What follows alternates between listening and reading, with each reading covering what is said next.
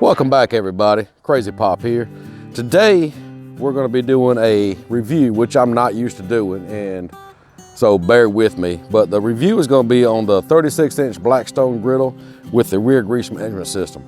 And for the most part, it's the same as all the other griddles you see all over YouTube. But I haven't really noticed any with a good review of the rear grease management system. So today we're going to kind of take a look at that and just see how things go. Now, I've used this thing maybe about 10 times now, and I didn't want to do a review straight out of the box without ever using it. This is my first griddle, and I'm gonna tell you right now, I'm in love with it. I love this thing. Also, if there's anybody out there with tips, tricks, any kind of things I need to know about this griddle, please let me know in the comments below. I'd be glad to hear them. So let's get looking at this thing, see what it can do. Now, for the most part, this is like the other Blackstones out there. You know, same setup, 4 burners, you know, propane over here on the left. The big difference is the actual griddle top. As you see in the back, it's got a hole for the rear grease management system. The biggest problem seemed to be on the other Blackstones was the grease, and there's a million YouTube videos out there of how to fix this. Well, apparently Blackstone listened and they changed design. Now, there's a couple things I do like about it.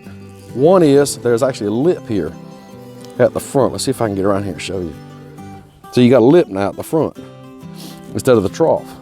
The grease cup is no longer here. So it kind of frees up your shelf space. I love that. The other thing I like is it works. It is great.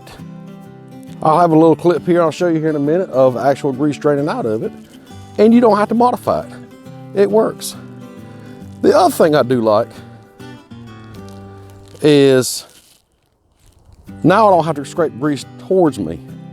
Hot grease does not have to come towards me. I actually just scrape it now out of the back. And that's wonderful. I love that. Now, of course, everybody's gonna have something they don't like. Now, I'm not saying I don't like this. I'm just saying some people may say this. You gotta watch out. Food will fall down here. There's nothing here to catch food from falling out. So, there's that. The other thing is, as you can see, you can't see the grease cup. So, it's not that hard. Just walk around and boom, there it is. Empty it. And actually on this grease cup, they give you handles and it just unhooks like that. As you can see, it has a little hook on the back. All you do is just take it, hook it on. But please, when you do that, this thing can slide anywhere. So make sure you have it lined up under the hole in the back of the griddle top. Otherwise, your grease is gonna go all over the ground. The handle, real sturdy. I love it right there. I've heard some people complain about where it's at. I personally don't have a problem with it. I don't know if this is on the older models, but the newer models, the one I have, actually has a place that you can lock your pins in when you fold it up and keep your legs locked in. And also, the rollers have locks on them now.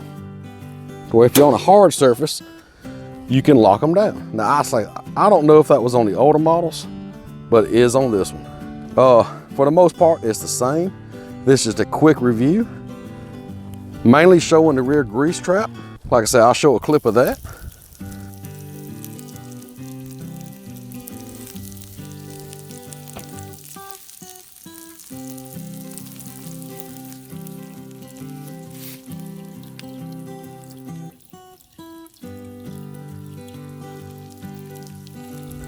Other than that, it's the same griddle top, and it cooks great. We've cooked sausage, bacon, some toast, Italian sausage, eggs, all kinds of things on this already. We love it. So, let me know in the comments below if you have any suggestions, tips, anything else you might want to see about it. And be sure to hit that subscribe button Give this video a like if you do like it, please. A thumbs up, I sure would appreciate it. And we'll see you next time.